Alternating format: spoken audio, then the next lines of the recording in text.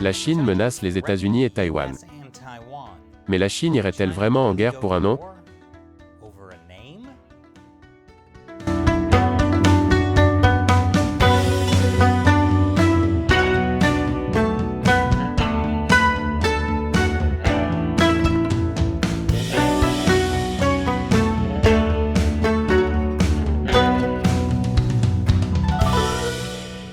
Bienvenue à Chine non censurée, je suis Chris Chappell. Le Financial Times a rapporté la semaine dernière que l'administration Biden envisageait d'autoriser Taïwan à changer le nom de son bureau de représentation à Washington pour y inclure le mot Taïwan. En réponse, le Parti communiste chinois a menacé d'attaquer Taïwan et peut-être les États-Unis. Ne vous inquiétez pas, ça a du sens. D'une manière un peu stupide. Les États-Unis et Taïwan n'ont pas de relations diplomatiques officielles. C'est le cas depuis 1979, lorsque les États-Unis ont cessé de reconnaître la République de Chine, alias Taïwan, pour reconnaître la République populaire de Chine comme le véritable gouvernement de la Chine. Et si vous vous demandez pourquoi il ne peut pas y avoir de Chine, il y a deux Corées. Il y a deux Congos. Eh bien, dans les années 1970, la réponse était que les deux Chines revendiquaient essentiellement le même territoire, y compris la Chine continentale et Taïwan, et insistaient sur le fait qu'elles étaient le véritable gouvernement de toute la Chine. Pensez-y comme Highlander. Il ne peut y en avoir qu'une seule. Et le Parti communiste chinois est évidemment le Kурgan. Mais si la RPC et le RDC ont tous deux prétendu être la vraie Chine, ce n'est plus vraiment le cas pour le RDC, qui s'appelle en général Taïwan maintenant. Le gouvernement taïwanais actuel a plus ou moins abandonné ses revendications sur l'ensemble de la Chine continentale et souhaite simplement interagir avec le reste du monde en tant que Taïwan. Le problème est que le Parti communiste chinois fera tout ce qu'il faut pour empêcher que cela ne se produise, y compris en menaçant d'entrer en guerre. Ainsi, la plupart des pays n'ont pas de relations diplomatiques officielles avec Taïwan. Mais ils ont des relations diplomatiques non officielles, y compris des ambassades non officielles. Ils ont besoin de ces ambassades non officielles, parce que la réalité est que Taïwan est un pays souverain avec son propre gouvernement et ses propres frontières. Les autres pays ont donc besoin d'un moyen de régler des questions telles que les visas de voyage. L'ambassade non officielle des États-Unis à Taïwan s'appelle l'Institut américain de Taïwan. L'ambassade non officielle de Taïwan aux États-Unis s'appelle le Bureau de représentation économique et culturelle de Taipei. Si vous pensez que c'est un nom compliqué, sachez qu'il s'agissait auparavant du Conseil de coordination des affaires nord-américaines. Ce qui était tout simplement déroutant. Alors pourquoi changer le nom de l'ambassade officieuse, qui n'est plus le Bureau de représentation économique et culturelle de Taipei, mais le Bureau de représentation de Taïwan? C'est un changement qui a le soutien de l'administration Biden, y compris de Kurt Campbell, le tsar de l'Asie de Biden, des membres du Conseil national de sécurité et du département d'État. Le Parti communiste chinois déteste cela. Le fait de retirer la partie « économique et culturelle » du nom implique que le bureau de représentation représente également Taïwan sur le plan politique. Et le Parti communiste ne veut pas que les autres pays utilisent officiellement le mot « Taïwan » lorsqu'ils traitent avec « Taïwan ». En fait, le régime chinois a fait pression sur les pays pour qu'ils retirent le mot « Taïwan » de leurs ambassades taïwanaises non officielles. Entre 2017 et 2019, 7 démissions de Taipei dans des pays sans reconnaissance diplomatique, dont le Nigeria, la Jordanie et l'Équateur, ont vu les mots « Taïwan » ou « République de Chine » retirés de force de leur nom par leur pays d'accueil, sous la pression de Pékin. À ce rythme, je suis surpris que le régime chinois ne se soit pas mis en colère, parce que l'URL de ce site est tai-1embassy.org. Il s'est cependant fâché à propos du possible changement de nom. Selon le ministère des Affaires étrangères, la Chine a officiellement présenté des observations solennelles aux États-Unis sur cette question. Et mon média d'État préféré, le Global Times, est allé plus loin. Beaucoup plus loin. Parce que c'est le Rottweiler du Parti communiste qui aboie. Le Global Times a publié un éditorial, affirmant que la Chine allait donner une véritable leçon aux États-Unis et à l'île de Taïwan. Il tente d'abord de présenter le changement de nom du Bureau de représentation de Taïwan comme un abandon par les États-Unis de leur politique d'une seule Chine et une escalade vers la reconnaissance de l'indépendance de Taïwan. Et il affirme que si les États-Unis et Taïwan procèdent au changement de nom, la Chine devra rappeler son ambassadeur aux États-Unis.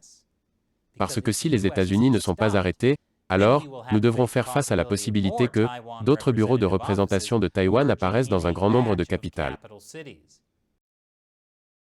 L'horreur. Mais bien sûr, une réponse diplomatique seule n'est pas suffisante, parce que cela touche à l'une des lignes rouges du Parti communiste chinois, ils doivent prendre des mesures économiques et militaires sévères. L'article menace ensuite de sanctions économiques, voire d'un blocus économique contre Taïwan. Il indique également que l'Armée populaire de libération devrait faire voler des avions de combat directement au-dessus de l'espace aérien de Taïwan, afin de le revendiquer comme sien.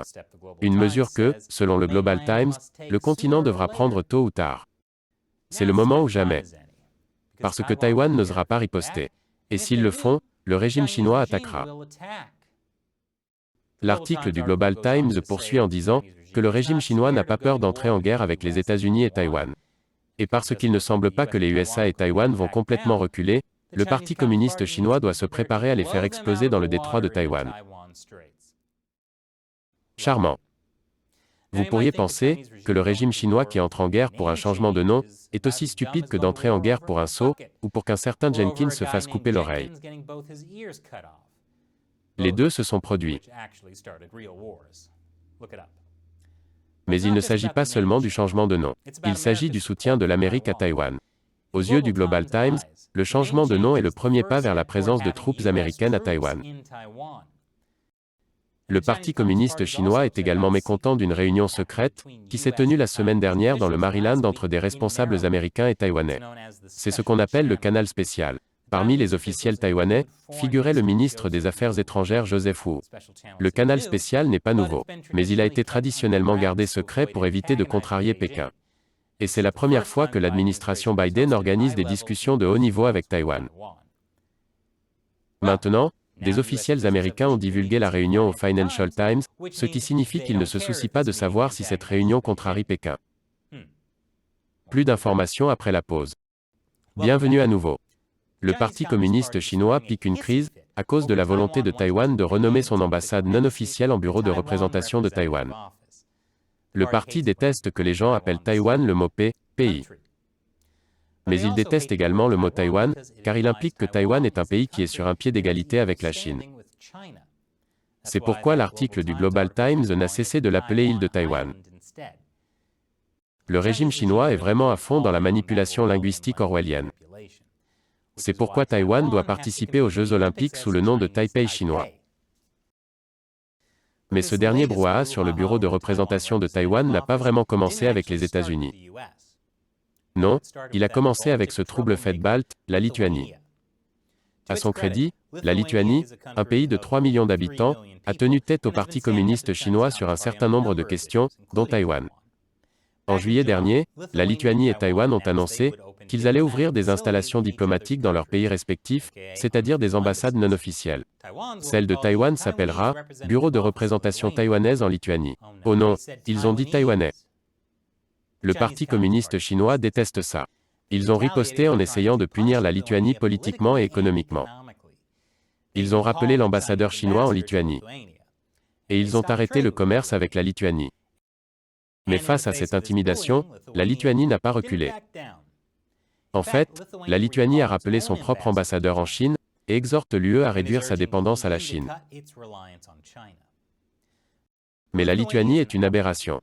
Comme je l'ai dit plus tôt, le régime chinois a fait pression sur un certain nombre de pays pour qu'ils changent le nom de leur bureau de représentation à Taïwan. Et ils ne se contentent pas d'intimider les pays. Les responsables chinois utilisent leur position au sein des Nations Unies pour obliger les organisations du monde entier à modifier la façon dont elles nomment Taïwan.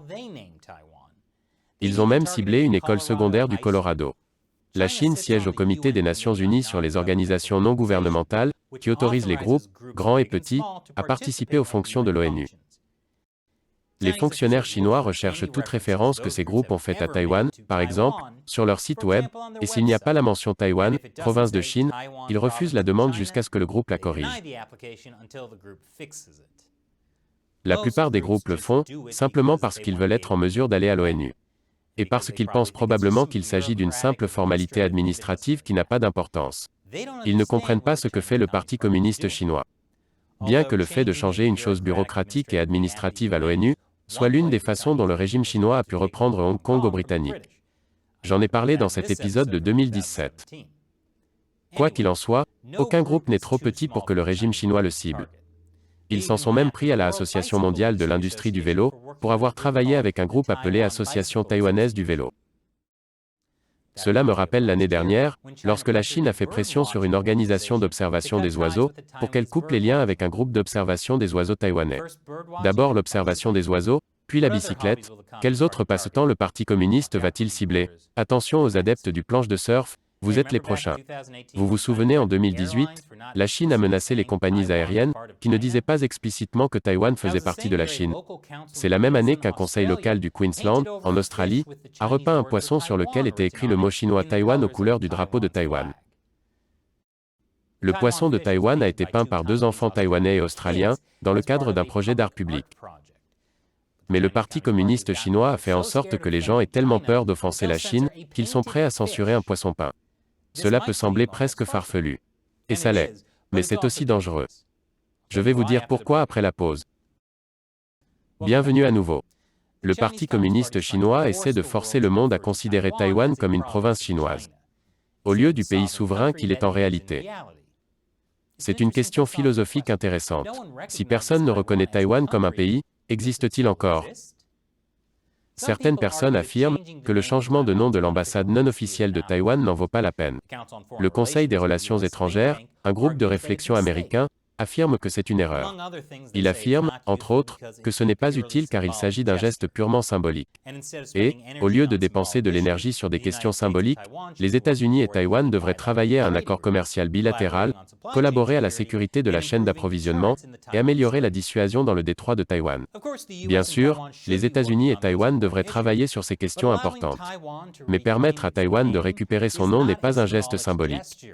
C'est un geste significatif. C'est parce que le Parti communiste chinois, comme tous les régimes communistes, n'utilise pas la langue comme un symbole. Il utilise la langue comme un moyen très concret d'obtenir le pouvoir et le contrôle. En s'assurant que personne ne qualifie Taïwan de pays, il fait croire aux gens que ce n'est pas un pays. Le parti utilise la langue pour revendiquer Taïwan et effacer son existence. C'est parce que le parti ne peut pas effacer l'existence de Taïwan par une invasion, pour l'instant.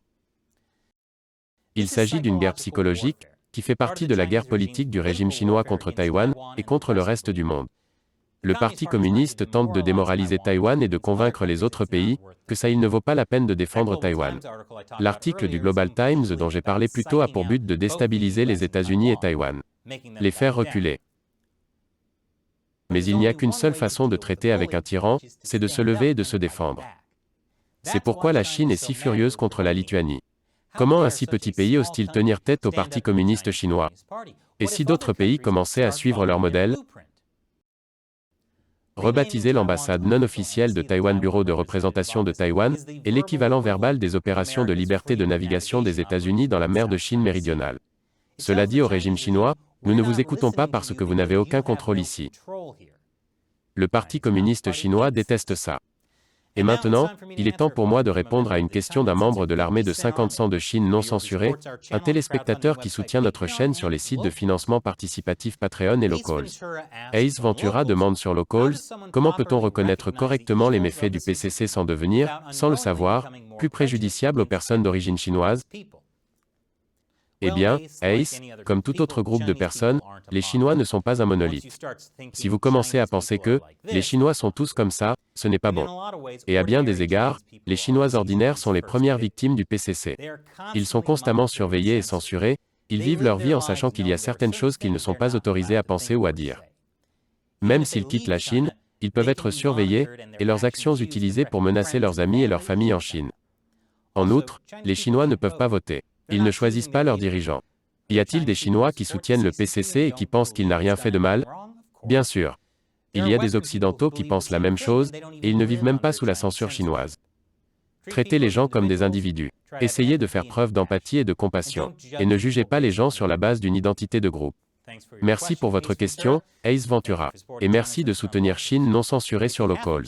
Si vous n'avez pas encore visité Locals, venez nous rejoindre. Nous sommes en train d'y créer une nouvelle communauté, loin de la censure de YouTube. L'inscription est gratuite, mais si vous devenez un abonné payant, vous bénéficiez d'avantages supplémentaires, comme le fait que nous répondons à vos questions lors de nos live streams exclusifs à Locals. Nous avons fait notre premier live stream vendredi. Si vous ne l'avez pas encore vu, venez le découvrir sur chinauncensored.locals.com. Encore une fois, je suis Chris Chappell. Merci d'avoir regardé Chine non censurée.